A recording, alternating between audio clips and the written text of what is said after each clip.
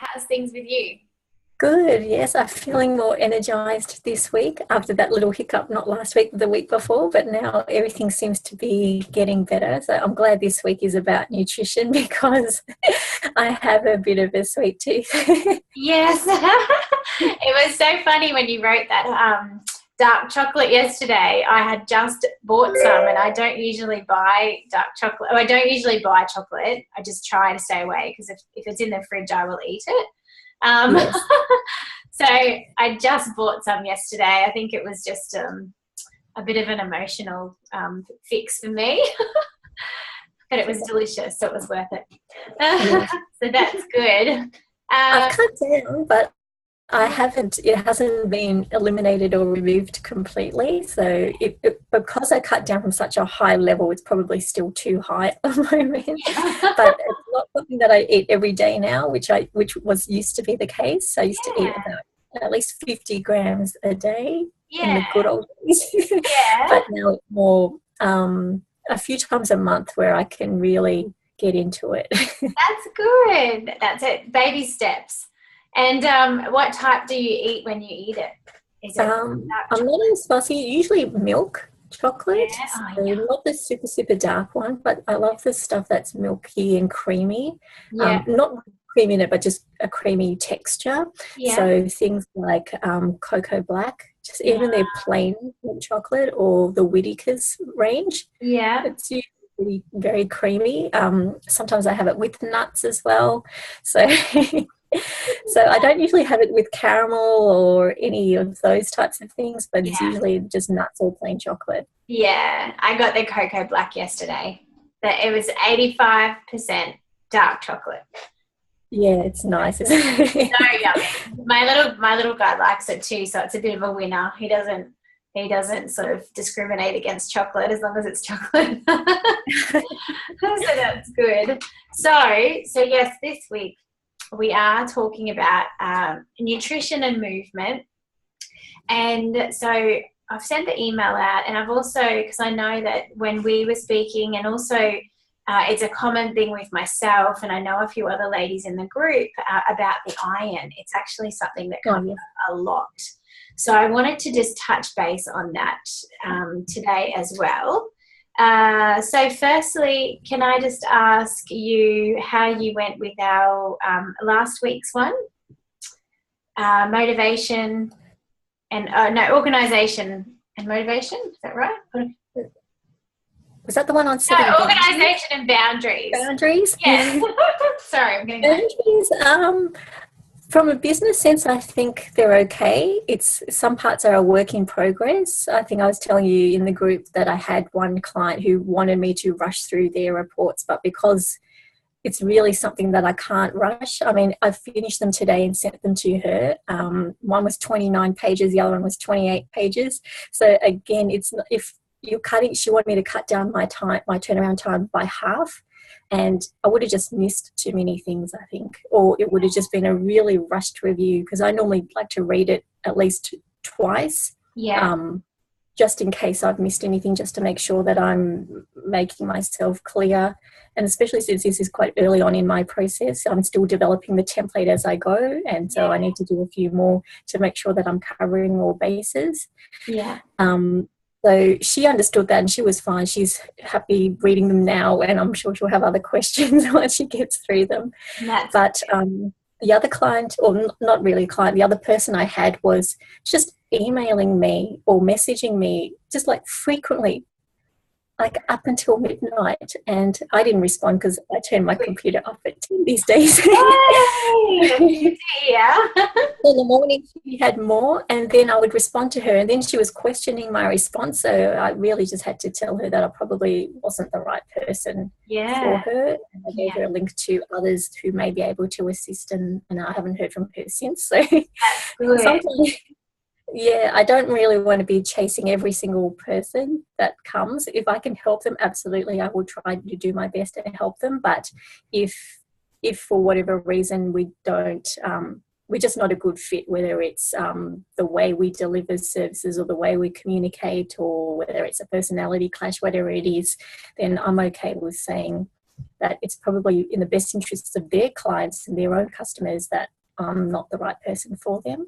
Yeah, So, absolutely. And I think that's good. And I think once we do set those clear boundaries, you know, that's what happens. We can say, you know, you're not really the right fit for me, or, you know, obviously not in those words, but we can usually tell by someone's behavior whether it feels right for us. And I think there's such a big emphasis on that. If it feels right, then it's usually right. If it doesn't feel right, then it's obviously pushing against some sort of core belief or a value that you have. And I don't feel like as people we listen to ourselves as much as we should. But if we did, I tell you what, if I had have actually listened to myself, I would have saved myself a lot of heartache in my life. But sometimes it is hard to say no. Yeah. Sometimes it is hard to say, no, I'm not the right person, because you don't want to, I don't know, part of it's disappointing them, and you don't know how much work they've gone into looking for someone before they've even found you. So if it's giving them more work as well, it's a bit hard. Yeah. With the family side of things, like a call like this, they know that I'm on a call, so they know that this area is off limits at the moment. It's more the other times when I'm just doing, say I'm writing a blog or something, then they'll come in, and I've just got to make sure that they keep that to a minimum. Yep.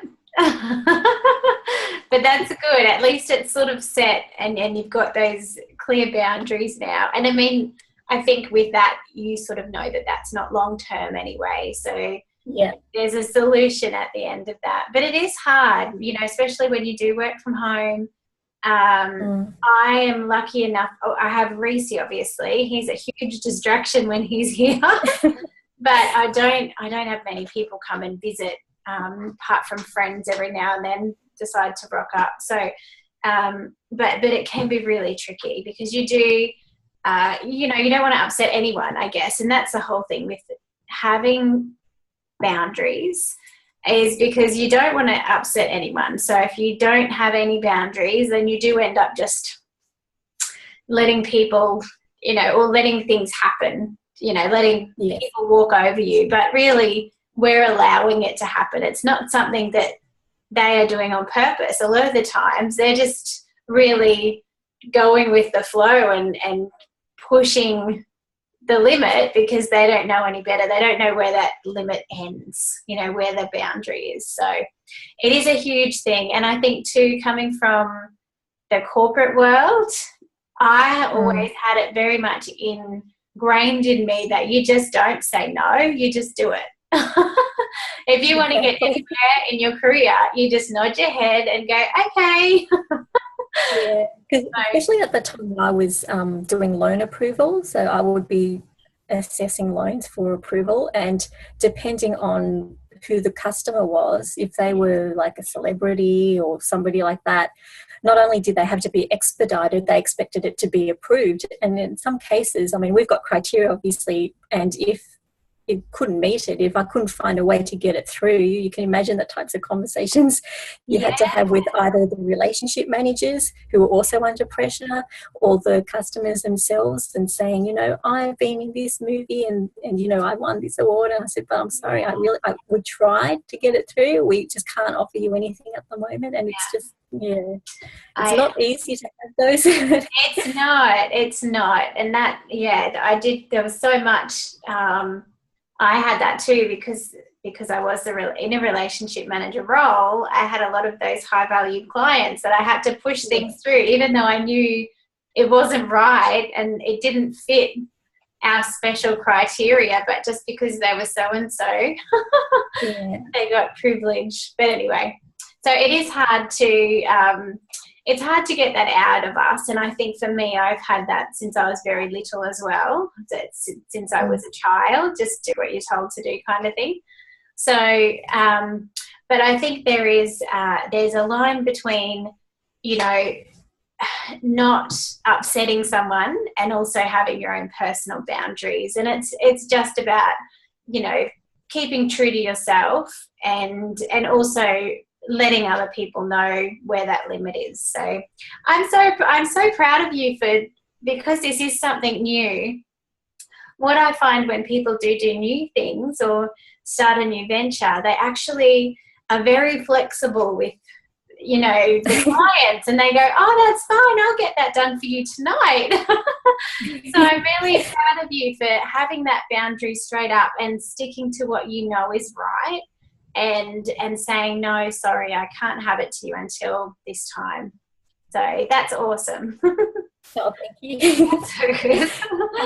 I had a session. This is a bit different off the topic, but I had a session with Julie Nelson. You know, she's the aromatherapist. Yeah. She's making a bespoke perfume for me, and we were talking about our values and how we wanted. Part of it was about boundaries and how we wanted to be perceived. And she said most of the clients then already have that within themselves. It's just a matter of them seeing it as well, seeing what others see, and just bringing that more to the surface and feeling into it. And that's, I think, one of the other questions I had, because I had a bit of trouble, I think, with the nostalgic aspects of trying to recreate events in the past that that were very fulfilling and, you know, emotionally very rewarding, but trying to put that into 2017 didn't quite work. So it's more about just feeling into what were the emotions, what was actually going on from that perspective, rather than the actual activities themselves. That's right. Yeah, it's more the emotion, because you don't want to relive the activity. Obviously, the activity was very different when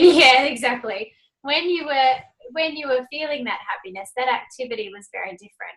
I had some huge, amazing times in my bank life, and some really big, beautiful moments. But the life I had then was very different. And so, you know, there's always going to be that element of not the same. But it's more about knowing the feeling, you know, the happiness. What does happiness feel like to you?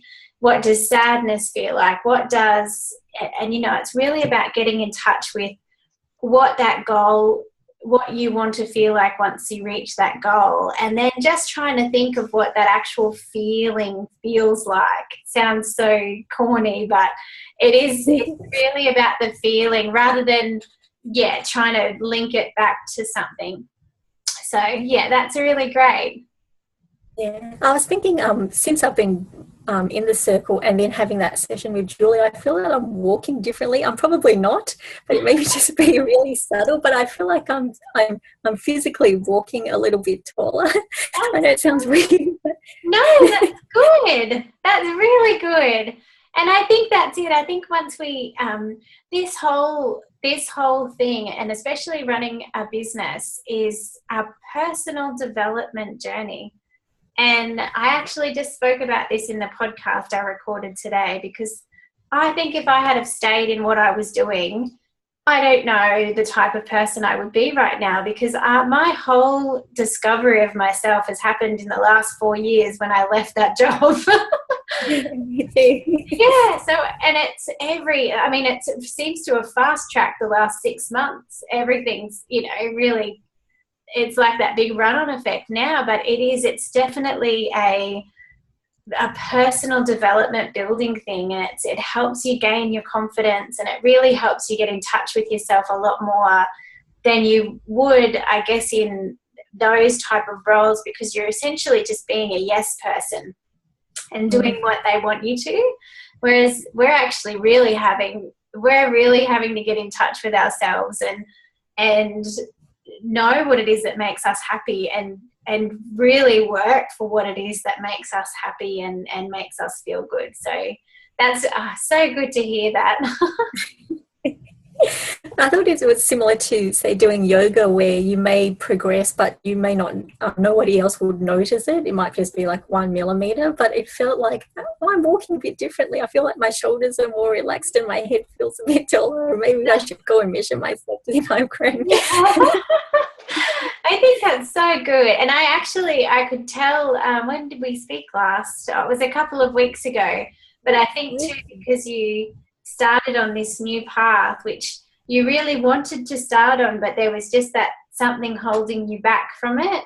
But you just went in and did it. And that says so much. And you know, there's got to be an element of really being proud of yourself for taking that step, because that's what you know, you've been sort of inside really wanting to escape to do something like that. And it's like you're able to do that now. So I think that's probably where a lot of it's coming from as well.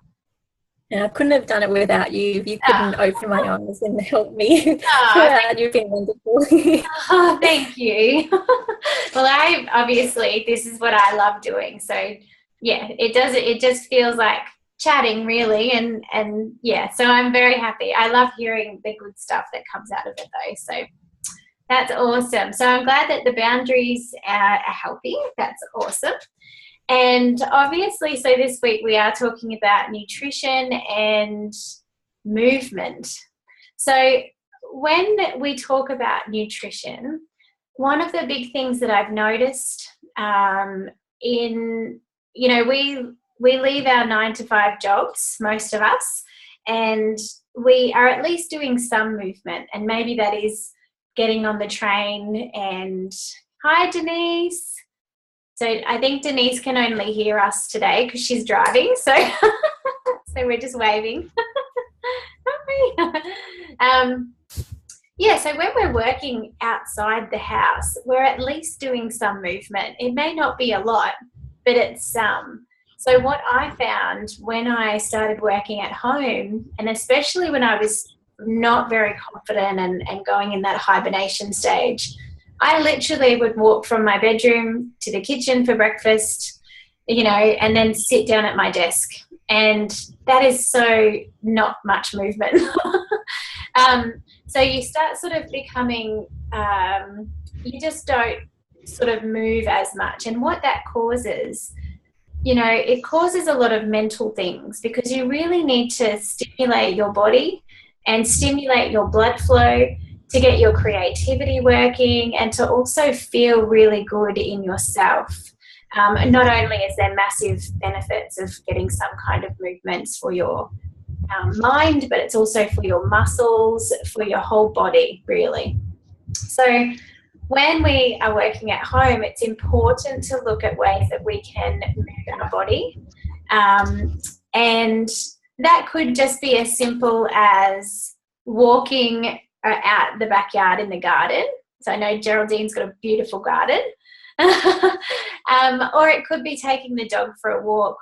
Or it could be, you know, something simple. It could just be walking up and down the hallway a couple of times. But trying to get up and moving a little bit to start with is really, really important. So if you've ever known anyone who's had a really bad back injury, my dad had a really bad back injury, and he wasn't allowed to move much, but he had to get up at least every couple of hours so that he would continue making that muscle in his body and continue to be able to, you know, rehabilitate himself. So when we're sort of going from zero movement to some movement, it's important just to take those baby steps to start with to get yourself used to it. And then once you've got yourself back into sort of a little routine of moving around, so I'm pretty confident that most of you are doing a lot more than this anyway. But this is just if you definitely weren't doing much, which I wasn't a couple of years ago. So, but if you're past that stage and you are sort of doing a little bit of movement, but you just need to put some more in, then have a look at some really basic ones that you like doing. So whether it's walking, swimming, cycling, or yoga. Yoga is amazing, Pilates. And then so that it doesn't get boring, because sometimes it gets boring, especially if you're doing it repetitively. But one of the things that I got told a long time ago, and it really, really helps, is find an activity that you used to love doing or have always wanted to try but haven't had a chance to try yet. So I had a beautiful friend last year. She used to love horse riding. So she's gone back out and she's doing horse riding again because that's what used to make her so happy and what she always wanted to do. So once you sort of get into a routine of doing basic exercise, then definitely start looking at adding in activities that are fun. Excuse me. because you want to make sure that you're keeping it exciting and fun, and then you're going to keep making sure that you do it rather than getting bored and stop doing it, which most of us, that seems to be the biggest problem. We get bored and then we're like, oh, I'll just skip a few days, and then a few days turns into a few months. So the one thing that's been very consistent for me in June, July is when I probably met Denise actually at the gym. And that was when I made that conscious decision. I knew I had to get out and start moving my body more. I was doing little walks around, but I knew I needed more. So I started time blocking that time into my diary every day, Monday to Friday. I was at that gym every morning at, 6 o'clock doing my training, and it just became a really big habit for me. And now even, what are we? We're end of March. So it's been close to 8 months. Every day I train. 1 day a week I have a break, and that just depends on how I feel when I wake up in the morning. But usually it's either Friday morning, because I do touch on Thursdays as well as my training in the morning. So it's really just listening to my body. But it's such a habit now that I do it every day, and I actually feel a bit funny if I don't do it. So it's just about creating that habit. And, the stuff I do, people probably find it really boring. But for me, I love doing it, and I try and change it up with, my medicine ball or my little hand weights, and I try and make the best of what I've got, because I have to do mine here with Reese now most days because school hours sort of changed our routine a little bit. But it's about making the most of the time you have and really making the most of what you can do in that time. So if you are a little bit restricted at home due to either kids or animals or family or whatever it is, try and find something that works into your routine, and start off just by doing little bits. So even if it's just half an hour, and then try and extend that half an hour to 45 minutes. But the more you can move your body and the more, lean muscle that you can sort of create, your body is going to thank you for it. It's going to be more energized, flexible, and all around with that and the nutrition element that we're going to talk about in a minute.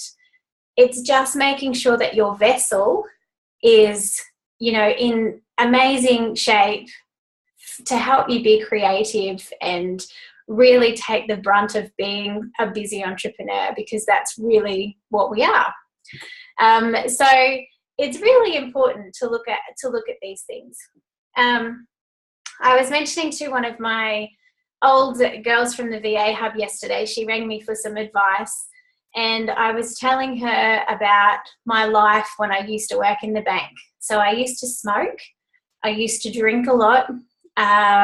We used to have sugar rush days because we had to work really long hours, and especially towards the end of financial year or the end of a month when we had to get all our sales through, we'd get there at 6 a.m. and we'd be there until 7 or 8 o'clock at night, and we would just live off lollies and sugar, and then rum, really. Rum and Coke was what we would live off. So, and cigarettes. So, and when I told her that, she was really shocked, because she's like, no way. Because she has seen how I live my life now and seen how I lived my life then. But I function so much better now. I don't crash. I don't feel like I need to sleep at my desk at 2 o'clock like I used to. And I feel, and just am so much more healthier. So I think once you sort of make that shift in your body and your life and start creating those healthy rituals, including movement and also those daily self-love and self-care rituals, your body just thanks you for it. And really you can start creating and performing at the level that you're meant to be, and not relying on sugar to help you function, which I used to. So in saying that, wanted to look at your nutrition. So obviously in the email, I've attached for you a little booklet, which is 40 go-to snacks. Because what happens is we're sitting at home and we either forget to eat or we just snack all day, or we, wait and don't eat all day and then we go and snack and eat for the rest of the night. So the best thing to do, and if you are a cereal non-eater and you're finding it really hard to get your meals sorted, start putting it and diarising it in your calendar. Now, this may sound really crazy and a little bit anal, but just like everything else, if it's in your calendar, it's going to remind you to do it. And I had to start doing this. So I had the exercise in there, I had the taking a break in there, and I also had eating in there. And it's only until you start getting into that habit, because it's really hard if you've been not eating for so long or forgetting to eat. It's really hard to break that unless you've got something in place to remind you. So I highly recommend trying to have several small meals rather than a huge one. So what I find in my clients is they don't eat all day, and then they go, oh crap, at about 2 or 3 o'clock, haven't had lunch, and then they eat probably 2 meals in one because they're so starving. Or they've really lost it. You know how sometimes if you haven't eaten, you kind of lose your appetite and you don't feel like eating then, and then you can make yourself sick. So really try and focus on eating your breakfast, lunch and dinner, and then having your 3 snacks. Now, I eat more now than I ever used to eat when I was 15 kilos heavier, because I'm actually eating properly now rather than having a big pile of food, 2 or 3 times a day. And I'm eating better. So it's sort of, works a lot better. So you want to eat smaller portions for one. And that is because if you think of your body as a furnace and a fire, so when you're feeding your fire, if you've ever, made a fire and kept a fire lit, you don't chuck a whole heap of wood on and just hope that it keeps burning. You actually have to sort of give it a little bit at a time to help it, just keep going. So I think it's like kindling, they call it. So you just want to keep it burning all day.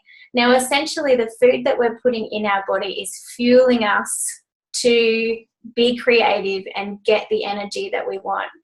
So if you pile a whole heap of food on your body, it will have the opposite effect, and it'll actually make you want to go and have a nap or not function. Kind of creates a lot of brain fog and just the total opposite of what you want, really.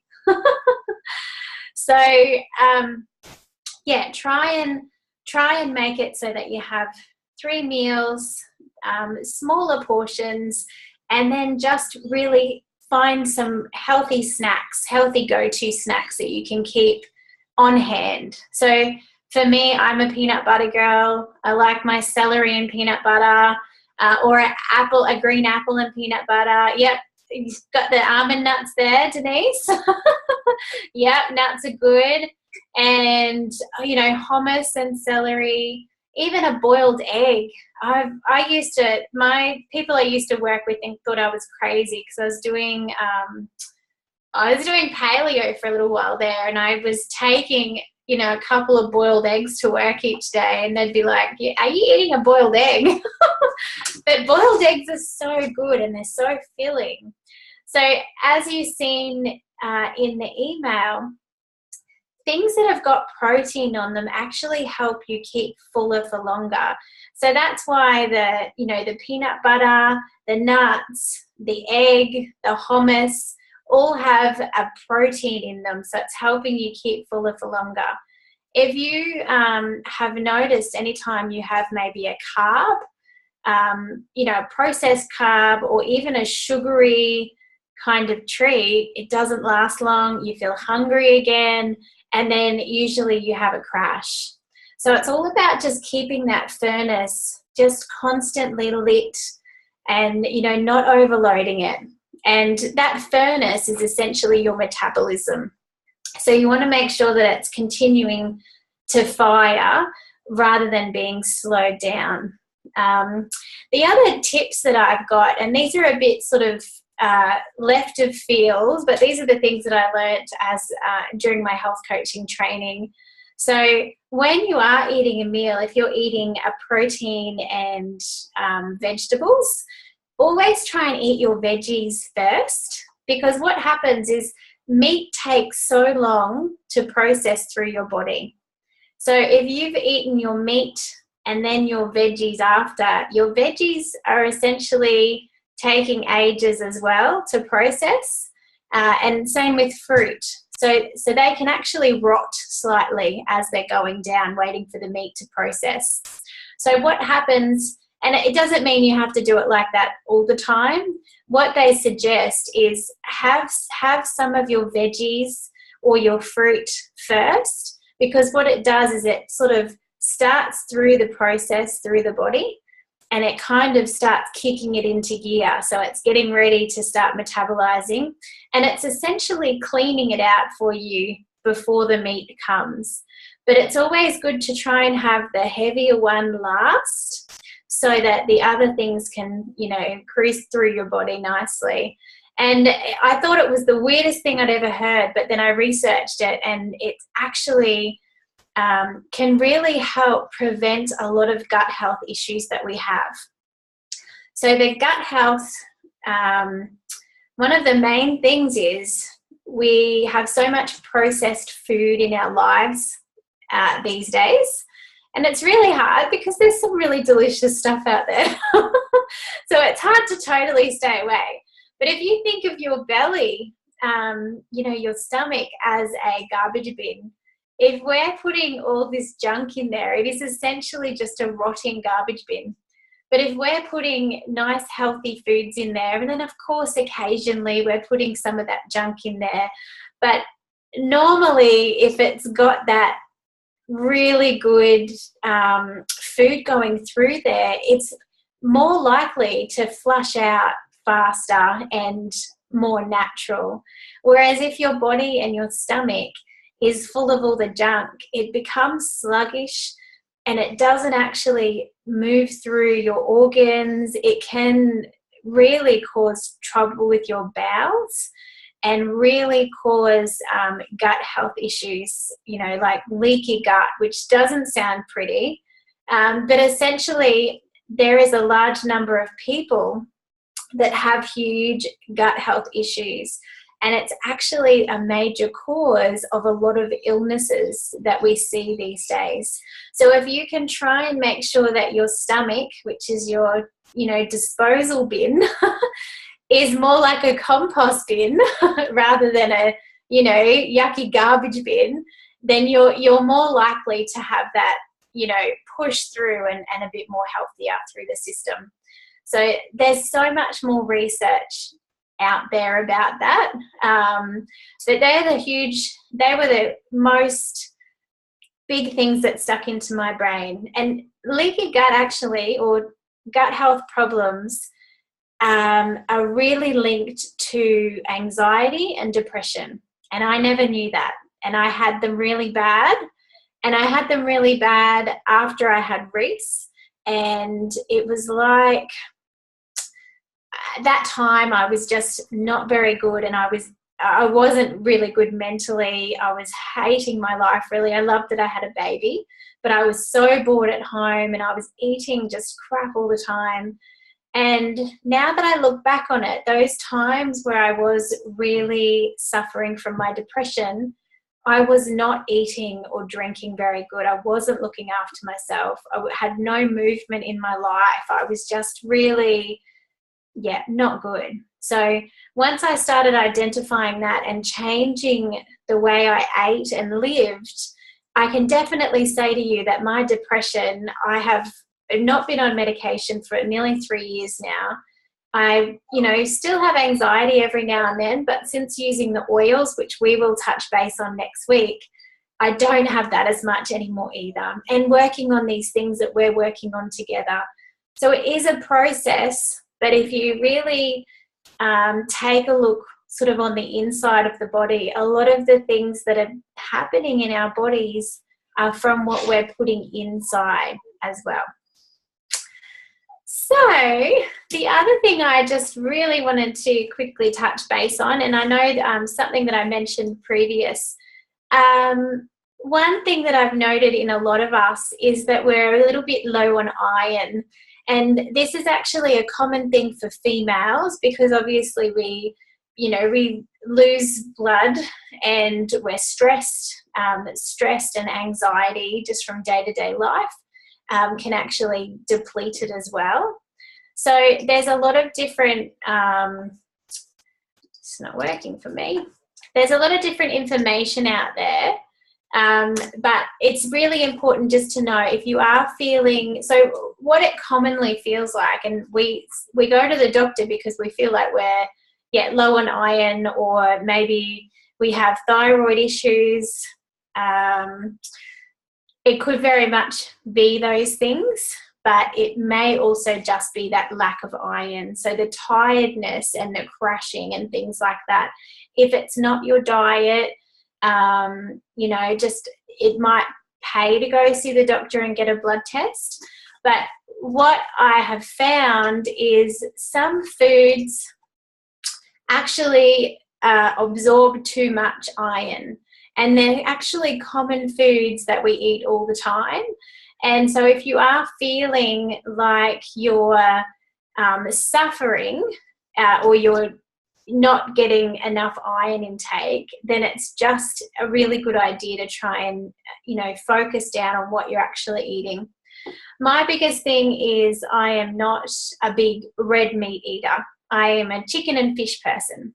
So I really, I struggle in that sense because I don't get my iron through that. Nuts and seeds, things like that can be a great source, and spinach, but also they don't give you as much. Hi, love. Do you have to get out of the car? Are you all good? Oh, I can't hear you. Yeah, all right. I'll let you go. So it's just important, if you aren't getting it through the red meat, really just try and find some foods that are a little bit better and can help you absorb that a lot more. So let me just find my little notes here. So actually, Geraldine, because I know you did a bit of research on this as well. What did you find that was happening with yours? Because you're a bit like me, aren't you? You don't have a lot of red meat. No. So when I had my blood test, they discovered that I had low ferritin. So ferritin is the part that stores the iron. So based on what I'm eating, it's okay. But because the storage is so low, I actually have to increase the amount that I'm eating. But what I didn't realize, and one of the tips that you covered before, is that the sequence in which I eat my food may be affecting it as well. So I didn't know I was supposed to eat my veggies before the meat, because that was one of my questions to you, because I said, after I eat red meat, I feel so tired. It is like me eating carbs, because you do feel that exhaustion, but it's probably, I don't know, the enzymes trying to digest it, and then having the veggies or the fruit on top of that. Yeah, it does. It takes, I think it's 13 hours, I think. Denise might know that better than me, but it takes about 13 hours, I think, to actually process, because we have a very, very long intestines when they're stretched out. And so the poor meat, and especially if we're not chewing properly, because this is a huge thing. I watch my little boy, he just takes a bite and swallows, where he doesn't chew. But if you're not chewing it properly, and that's why you're supposed to chew things so it's very broken down. Otherwise, it really does. It's a chunk of meat or a protein trying to just move down this poor little intestine. So it does take a long time. And that's why, eating the veggies can assist in helping it sort of slide down a bit better, sort of preps the intestine for it. The other thing I in that link that you sent to me about the iron repelling foods, one of them was dairy. I didn't know that. Yeah. So I've cut down on the dairy, because I used to have milk, yogurt and cheese. So I've cut down on the yogurt and cheese, but I'm still having a little bit of milk. I haven't noticed any change yet. It's probably still too early to see anything noticeable. But that's also good to know in terms of food that I guess counteracts or conflicts with what you're trying to put in and nourish yourself. Yeah, and that is a huge one, actually. I don't know if you ladies seen Pete Evans' interview the other night on 60 Minutes. He cops a lot of flack, but to be honest, he knows his stuff. And dairy was one of the other things I learnt on my course that I never knew about, because we get brought up being told to drink a glass of milk a day and it'll, make you healthy, strong. But in fact, dairy milk and the process in which they go to get the milk, there's a lot of things in that milk. There's, for one, they fill the cows full of hormones to make them produce more. And how fast they're trying to get that milk out, obviously there's stuff that happens. I won't go into detail. Denise and I spoke about this the other day. There was a movie we watched, both of us, which definitely will put you off drinking milk for life if you ever see it. So I won't tell you. But it is really about the process. And they tell you that it's supposed to help your bones, but it's not necessarily the case. And especially for me, being an asthma sufferer, I never linked the dairy to my asthma. But as soon as I started, I still eat cheese because I'm Italian and I just can't not eat it. But I obviously don't eat as much. But we have not had normal milk in our fridge for years. Reese drinks almond milk or coconut milk with me, and the only dairy we have is cheese. If I get yogurt, I eat coconut yogurt because it's actually dairy-free. So it's just about finding those little things. But yeah, dairy is actually also a contributor to gut health issues. But it's just not something that is made common, because obviously, the dairy farmers, we need to keep them in business, and so it is a bit tough. But yeah, dairy is one of those things. So yeah, if you can cut it down a little bit, and hopefully you might start seeing the difference in that as well. So that's a big one. I didn't realize that it actually is something that stops the absorption of the iron as well. And the other thing that I did last year was cut out gluten. Yes. So the wheat. Yeah. That was also a big help for me, because I've never been tested for celiac. I'm not sure if I am or I'm not, but it definitely, just by cutting that out and having alternatives, that also was a big improvement. Yeah, absolutely. I'm a bit the same. I'm not a big gluten person, and if I do eat it, I definitely feel the effect. I know Denise is the same as that with us, because she's had issues with that as well. But we actually all have some sort of intolerance to gluten and also to dairy. So it's just so funny how the marketing of things have made us feel like we need all this stuff. But for me, and especially because I don't eat much of it, I know, and I even know tonight, I've leftover veggie soup, and I've been eyeing off a piece of bread because I want to dip my bread in it. And so I know that that's my little treat, because I don't usually eat bread, but I'm willing to make a sacrifice. But I know probably tomorrow, one piece of bread doesn't usually affect me too much. But if I eat pasta, which is, oh God, I love pasta. But if I eat pasta, and usually I can't stop at one bowl because that's how I was brought up. But I feel that for days. It really just mucks up with my body. So it's just, for one, I think it's the load on my metabolism, because it's a huge, dense kind of meal. And two, once you eliminate that stuff, your body is so grateful for it that when you put it back in, it's like screaming at you, like, what are you doing? And it doesn't feel right. So yeah, it's a huge one. Denise, how do you go with your gluten? Can you speak to us, or not really? I can. I've just pulled over. Okay. So can you hear me? Yes. Hello. Okay. Hi, Hello. Sorry about that. Sorry that you could see the roof of my car and my arm. And when That's so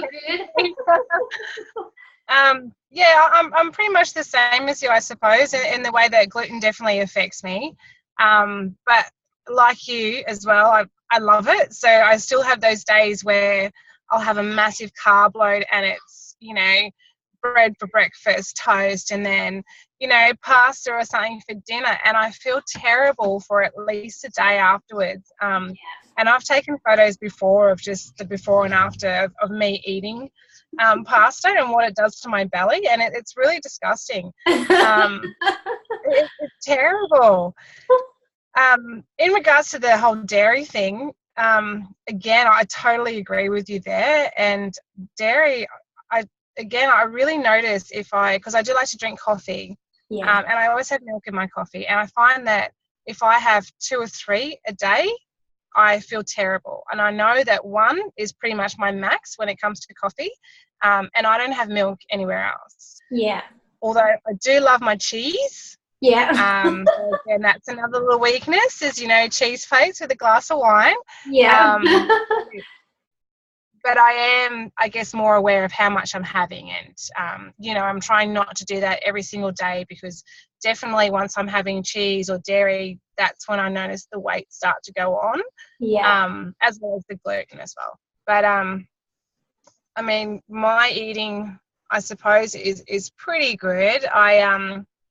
I try and eat reasonably clean most of the time, and I do still allow for those treats though as well. So I think it's important not to deprive yourself of anything.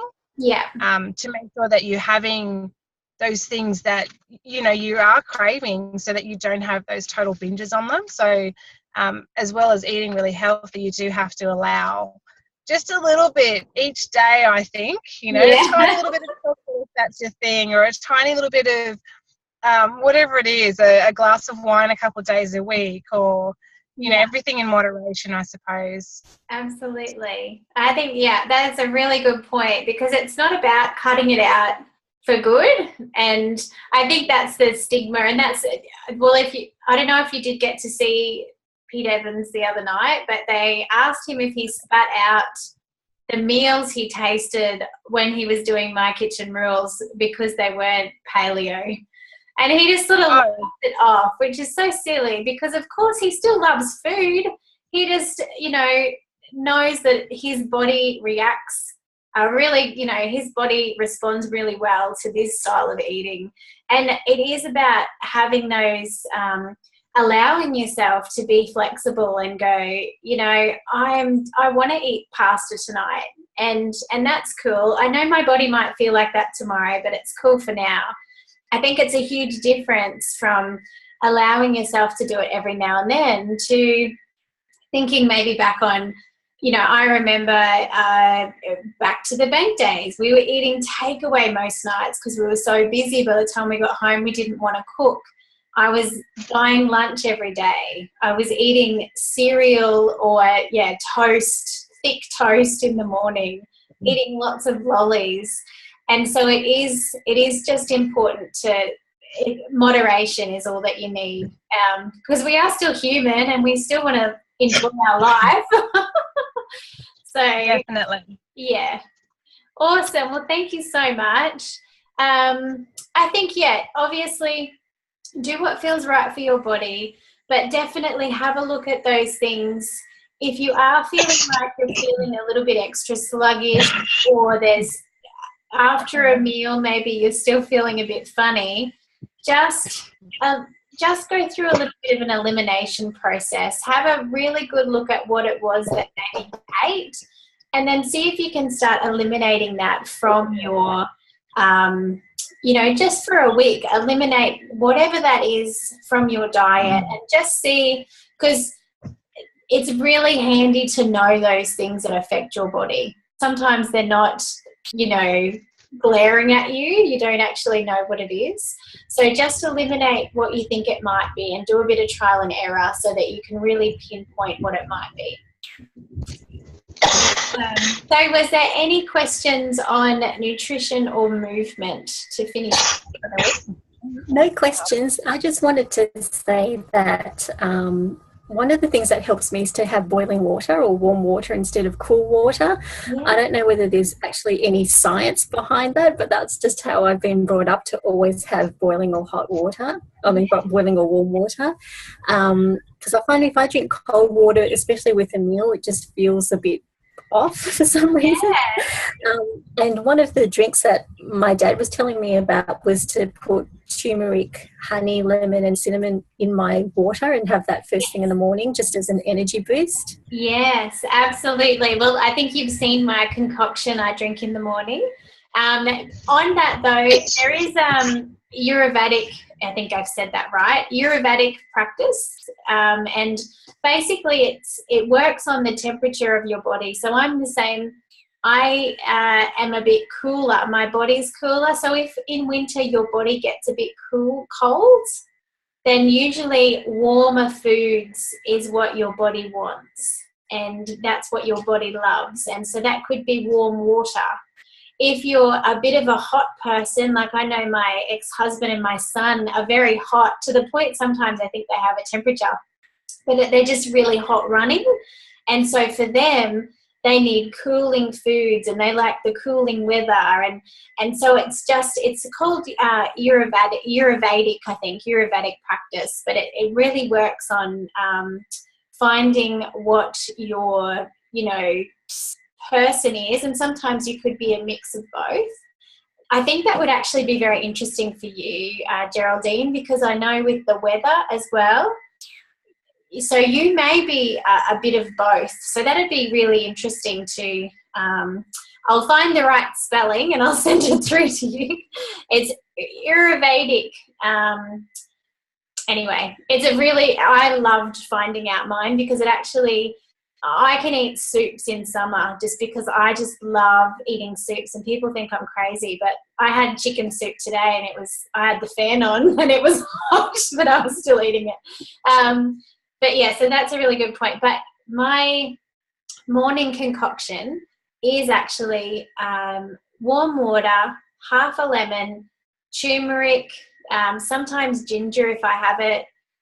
What else? I put cayenne pepper in there, so there's my hotness as well again. And what else? Oh, I think that might be it. But yeah, it's apple cider vinegar. So that's what I have every morning, or most mornings. Sometimes I forget. But that is, I think it's a really good metabolism kickstarter for one. Lemon water is really great because it kickstarts the enzymes in your mouth, which in turn kickstarts your metabolism to start working, which is great if you do have a notorious slow metabolism like me. And actually women in general have a slower metabolism than men. So sometimes we need those little kickstarts. But that's a really good one. And obviously the turmeric, good for anti-inflammatory. Ginger's great for gut health. There's so many great benefits in it. So that's great if you've been, have you been doing that every day? Or you haven't tried it yet? Okay. I've tried it a few times, but I found the turmeric to be too hot. So sometimes I will just have the honey, lemon and cinnamon. I don't know whether that has the same effect or not, but it is nice to have. But usually I just drink water throughout the whole day, and then sometimes have a tea. Occasionally a fruit juice, not very often, and that's about it. But my water intake is not too bad, I think. Yeah, that's good. I think, any of those combos is really good. So if you're finding the turmeric is a bit too hot for you, then just ginger and honey and lemon. Lemon is really the key focus there. I think lemon is basically like the cleanser of your body. So if you can have lemon water every morning, it will actually clean out your system ready for your food as well. So yeah, that's really great. Awesome. Any other questions, ladies? No other questions. Just in terms of movement, yoga is something I do every day. For me now, it's at a point where I feel like brushing my teeth. It's just part of a part of my lifestyle and who I am, Yeah. and walking my dog. But that's not very cardiovascular because he'll often go and smell things. So it's very much a stop and start approach. One Yeah. thing that one thing that I used to do was dancing, but I just went and tried all these different classes, from belly dancing to hip hop to salsa and ballet. But it's not something that I've been doing regularly, so it's probably something I'd like to go back into and maybe try a different style. Yeah, and see, that's good because it's something fun that you love doing. So it kind of breaks the routine of, walking the dog or doing the yoga, and it gets you out there doing fun stuff. Kerry actually, and this is why I think she can't make night times, because she's just started doing a salsa class with her daughter during the weeks, and I think that's so awesome. Something she's wanted to do for ages. So definitely. And I think, Denise, you're starting a dancing class soon, aren't you? Maybe.